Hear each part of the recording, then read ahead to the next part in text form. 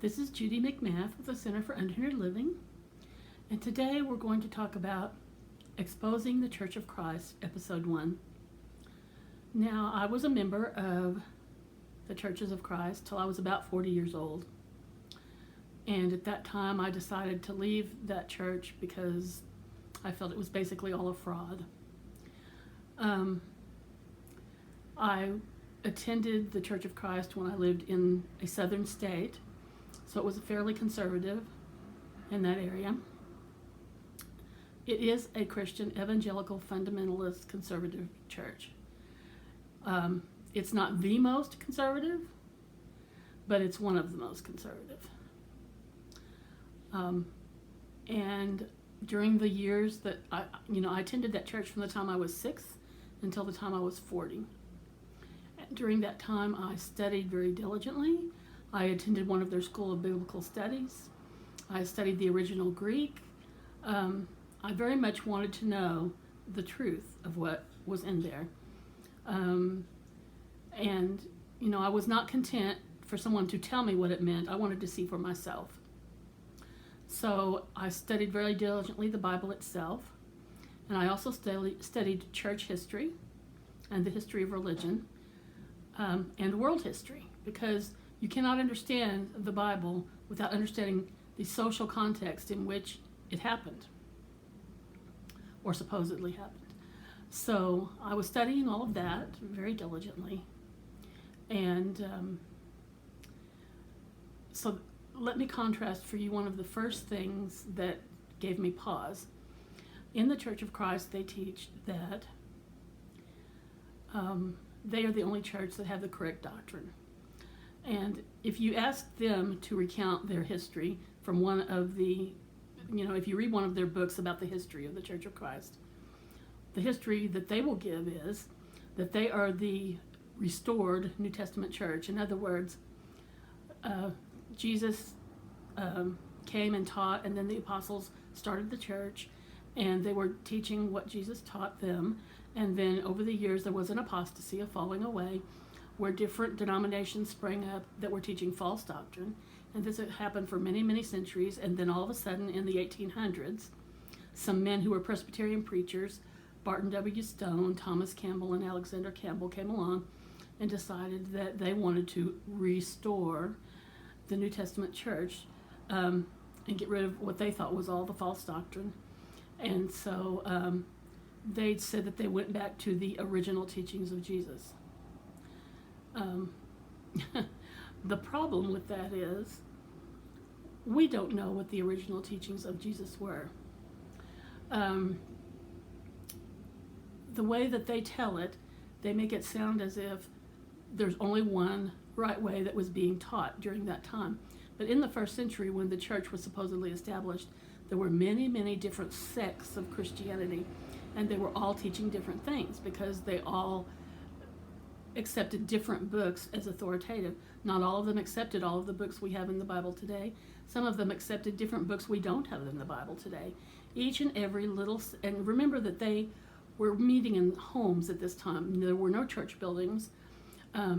People met in homes, and pretty much every little sect that met somewhere had their own interpretation and their own books that they accepted as authoritative, and so they did not all agree. The Church of Christ would have you believe that there is one doctrine that everyone agreed on back then, and that is not the case. But in any event, they believe that they have uncovered the true doctrine of Jesus and of the Bible, and that you have to believe their version in order to be saved. And that all other Christian denominations are false teachers. So this is what I was taught. So I was raised in that church, I was baptized in that church, I got married in that church, and then my husband, who was in the military at the time, the Army was going to move us to Hawaii. And so I'm so grateful that they did, because if they had not, I would not be where I am today. Because the Church of Christ teaches that the thing that unites us is our doctrine. That, there's a verse that says the unity of the Spirit and the bond of peace. Well, they say you can't have unity of spirit unless you all believe the same thing. So all the churches of Christ are supposed to believe the same thing. If you go to one in the south or in the north or in the east or the west, they're all supposed to have the same doctrine. And this is what I was taught, that if you didn't have the same doctrine, you were a false teacher. So then when we got sent to Hawaii, there were several issues that sprung up, things that I had been taught when I was growing up that were wrong, that there was a little difference of opinion on when we got to this new church. First of all, I was taught when I was growing up that dancing was wrong, that drinking alcohol is wrong, not even one little sip, that mixed swimming was wrong, that men and women wearing bathing suits and going to the beach was wrong because that was immodest, and that you could not get divorced unless your spouse was unfaithful, and that if you did get divorced, in the eyes of the law, in the eyes of God, you were still married. So you could never remarry unless you had divorced that person for being unfaithful. You know, if they beat you, if they were an alcoholic or anything else, that was not grounds for a divorce. You had to stay married to them. Well, so if you did get a divorce in the eyes of the law, in the eyes of God, you could not ever remarry because you were still married to that person. So this was the teachings that I grew up with. So then when we went to this new church in Hawaii, there was a few things that were different. One day the preacher got up in the pulpit and said, you know, there's nothing in the Bible to prevent you from having a glass of wine with dinner if you want it. He said, it says, do not get drunk with wine wherein is excess. One drink is not excess. Therefore, if you want to have one drink with your dinner, there's nothing to prevent you from doing that. And we were outraged, of course, because that's not what we had been taught. Then I remember having an argument one day with one of the women of the church. She had said she was going out to the beach with her family that day. And I'm like, how can you do that? You're going to go to the beach and swim fully clothed? And she said, no, I wear my bathing suit. And I said, well, how can you do that? It's immodest. It's a sin. And she said, no, I'm not wearing a bikini. I'm wearing a very modest one-piece bathing suit. I said, there's no such thing. There's no such thing as a modest bathing suit. She said, oh, well, yes, there is. And I'm wearing my modest bathing suit and I'm wearing a t-shirt over it. So, you know, I'm not sinning. So I was outraged by that. And then one day the preacher was up preaching in the pulpit and he said, you know, if you got divorced before you became a Christian, then when you got saved, that washed away all your sins, including the divorce, which meant that it's like it never happened and you could remarry.